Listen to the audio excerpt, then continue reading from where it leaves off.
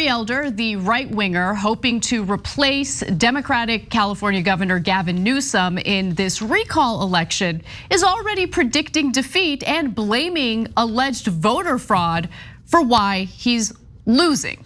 Now, let me just note that no analysis, like no ballots have been counted. I mean, the election is still ongoing, right? However, visitors to the Republican challenger's official website have been directed to an election fraud page that preempts that instances of undocumented ballots have been discovered ahead of Tuesday's vote. Now, that would be impossible because none of the ballots have been counted yet. Right? In fact, in-person voting hasn't happened yet, or hadn't happened yet, as they put this, link in their website. Now, on Monday, when the link was live on Elder's campaign site, the election hadn't even happened yet. No results had been released, and Elder was still campaigning to replace Newsom as governor. The site was registered anonymously in August. Hours after NBC News contacted the Elder campaign Monday afternoon about the site, the disclaimer about the campaign having funding or funded the site was added. Now, another passage on the website said, quote, statistical analyses used to detect fraud in elections held in third world nations such as Russia, Venezuela, and Iran have detected fraud in California, resulting in Governor Gavin Newsom being reinstated as governor. And of course, it wouldn't be a GOP effort unless there were calls for violence involved. Unfortunately, it also says, quote, they say that in America, there are 4 boxes of liberty: the soap box, the ballot box, the jury box, and the ammo box, the website reads, pledging to bring legal cases. Will we now have to fight California, the California jury box, in the hope that the final box, the one most akin to Pandora's, remains closed?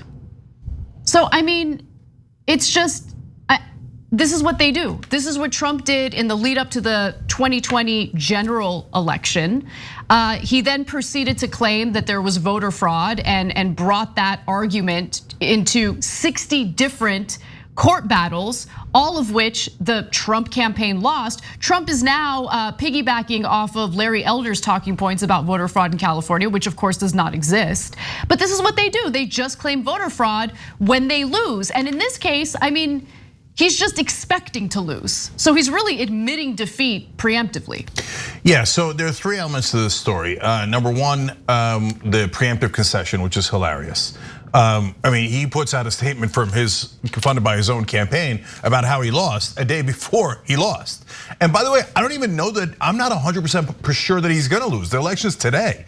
And so I know everybody saw the last poll and he's up, Gavin Newsom's up significantly in the last poll, so they think it's over, and it probably is, but a lot of people don't like Gavin Newsom. Yeah. And there's and the Democrats are pulling the usual stunt that they do, which is, don't worry about voting, we already won. That's partly what cost Hillary Clinton the election.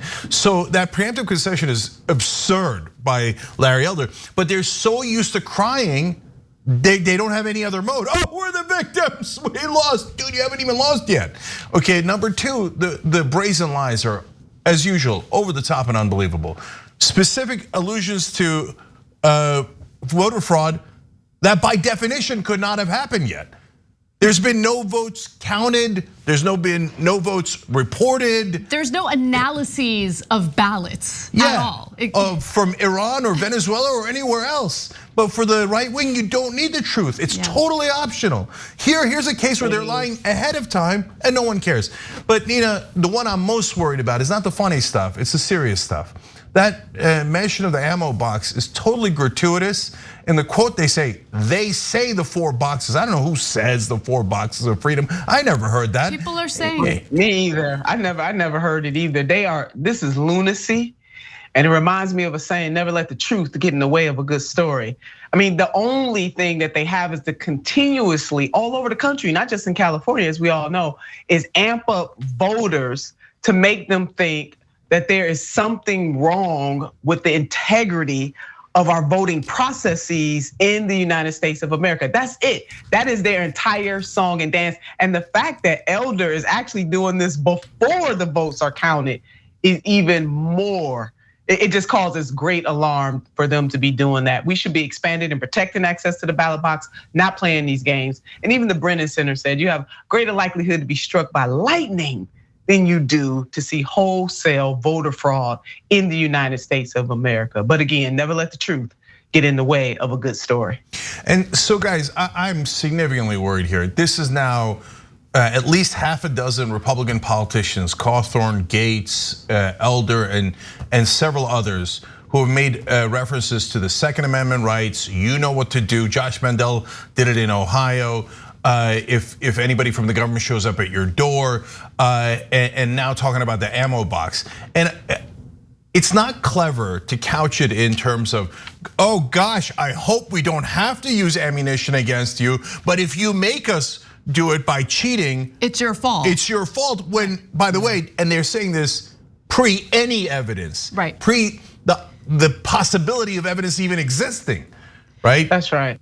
Yeah, and they're gonna trigger. I mean, I hate to use the word trigger in this circumstance, so forgive me. But there's certain people who will be triggered by this type of language, and they know it. No facts, no evidence, nothing. Just the sheer fact that people in authority are continuously planting seeds of doubt in terms of the voting process in this country is irresponsible and it's dangerous, Cenk. So I'm right with you. We should be worried. Right, and I mean, it has an impact on how Republican voters view our electoral system, which is fascinating because while they're worried about voter fraud, little do they know, because it's not reported in their media bubble, in their media circles, that Republican lawmakers are the ones who consistently vote down legislation that would provide additional election security. So it's abundantly clear that they don't really see, and I'm talking about Republican lawmakers, they don't really see a problem with our election and the security around it. They just use this as a talking point to rile up their base, and we've already seen how it leads to violence. I mean, what happened on January 6th in the nation's capital was certainly incited by right-wing lawmakers, by Donald Trump, just lying continuously about what actually happened in the 2020 election. Now, much like Donald Trump, Larry Elder also refuses to commit to accepting the results of the election. Let's go to this next video that features Jacob Soboroff of MSNBC asking whether he will commit. Again, whether or not you win or lose, will you accept the results of the election tomorrow? I think we all ought to be looking at election integrity, no matter whether you're a Democrat, an independent, or a Republican. Let's all make sure that the election is a fair election. So let's all work together, no matter what the results are, to make sure that the results are valid and legitimate, and everybody who voted should have voted. Let's all do that together. Is that a commitment to accept the results of the election tomorrow? Let's all do that together. Let's all work together on both sides of the aisle to make sure that the election is a fair election. So that is exactly what Trump did in the lead up to the 2020 election. He refused to commit to accepting the results should he lose, and to be clear, he did lose, and then refused to concede that he lost and claimed that there was widespread voter fraud, which was completely unfounded. But Elder is getting assistance from Trump as we speak in perpetuating this ridiculous talking point, and also from hosts over at Newsmax, which we'll get to in just a second. But I wanted to give you guys a chance to jump in. Yeah, so you never know. You notice that they never complain about election integrity on elections they win. So all of a sudden, on elections they win, it's perfect, done just right. Dominion's not an issue. The voting machines are not an issue. There's no fraud. There's no undocumented immigrants. Hugo Chavez's ghost doesn't show up. These super close elections in purple districts, in purple states, when they win, there's never any issues. But the minute they lose, or in this case, and that's why this story's hilarious, before they lose, they think they're gonna lose, so they're like, oh my God, election integrity. And then you say, hey, listen, let's fix elections. We'd love to do that. Let's get rid of this ridiculous gerrymandering. Let's make sure there's paper ballots and everybody, I mean, Nina, progressives above all wanna make sure that the votes are counted right. Who wouldn't want the votes counted right? And yet these guys, time and time again, have fought our efforts to do that.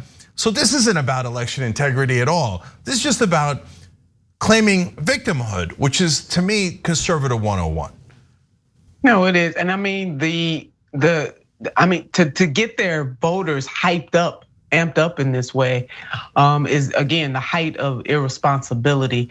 If they wanted to do the right thing, and it is truly, truly unfortunate that across the country, especially in the legislatures across this country, that Republicans are doing everything in their power to prevent people from having access to the ballot box in ways that would allow this democracy or this representative democracy to thrive. They're doing the exact opposite of what they claim to believe in. So this it's crazy. It really is. And another point, the way that the recall is being used in California, this is not what the recall provision for citizens there was supposed to be used for. You get mad at the current governor, so all of a sudden you want to recall this governor and spend countless amounts of taxpayers' dollars that could be used in other ways to edify the people of the great state of California. But no, you are on this fool's errand right now. So there should be some critique and lots of conversation about how these folks are wasting taxpayers' dollars on this foolishness. There is a way to recall somebody, and it's called the next election. And they could have waited until the next election cycle and see if in fact they could have defeated the current governor, but no, they decided to cause this kind of chaos. Yeah, that's such a great point. So I voted no on the recall, not because I love Gavin Newsom, but because why? We're gonna have an election in 2022. In fact, they'll start campaigning for it like imminently. Right now, so it's gonna run right into the next campaign. This is a total and utter waste of money. Recall is supposed to be, hey, the governor got arrested. Can you believe what he did? He's in jail. We need a new governor, right? It's not supposed to be, oh, but I really don't like him. I wanted a Republican to win. I know that's what the next election's for. Yeah, look, I disagree with you guys a bit when it comes to recalls, to be quite honest with you, because I despise Gavin Newsom. I think he's an awful governor, and he's proven that in so many different ways. I think part of the problem with this recall election is that the lunacy of the right wing has drowned out the voices of progressives in the state who have had a huge problem with Gavin Newsom and his unwillingness to do anything about homelessness, providing shelter and housing for the homeless. He certainly failed in terms of holding private utility companies like PG&E accountable for sparking wildfires that have devastated entire communities in the state. He has bailed them out, in fact. So look, there are real issues with Gavin Newsom. However, unfortunately, those issues end up being completely drowned out by right-wingers like Larry Elder, who certainly doesn't care about these issues at all. In fact, he would double down on them and go even further in creating a rigged economic system in the state of California. So, it's a bit of an issue that we can't have like a real progressive candidate in California go up against Gavin Newsom, at least for this recall election. But I'm also incredibly tired of corporate Democrats just doing whatever they want and never feeling like they're gonna face a real challenge from a progressive, especially in a blue state like California. Well, let me assure you that this has got to be the last time. And so they did it again on the recall. Put you in a box, you got no choice. You either have to vote for a loathsome, horrible Republican like Larry Elder, or you got to vote for the corporate Democrat. But guys, next election, California is top 2 vote getters. Move on to the general election. It does not have to be a Democrat and a Republican. It often is a Democrat and a Democrat. So next time, for God's sake, let's give one of the most progressive states in the country a progressive choice. There's never a progressive choice. And part of the reason is honestly, because the corporate media yells at progressives so much. If a progressive had actually run in this recall, they would have been eviscerated, not just by the California Democratic Party, but by the press. And they say, how dare you, right?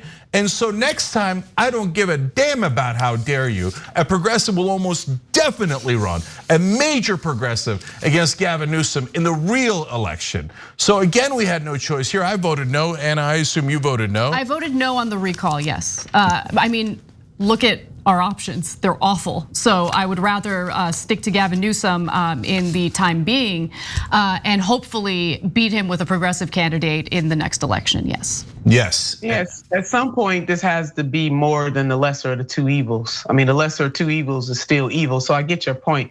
But we're not having the substantive debate about the issues you just laid out. Exactly. I mean, these folks are trying to recall this man over mask mandates and just total foolishness. So yeah, come on, California. 2022 is right around the corner.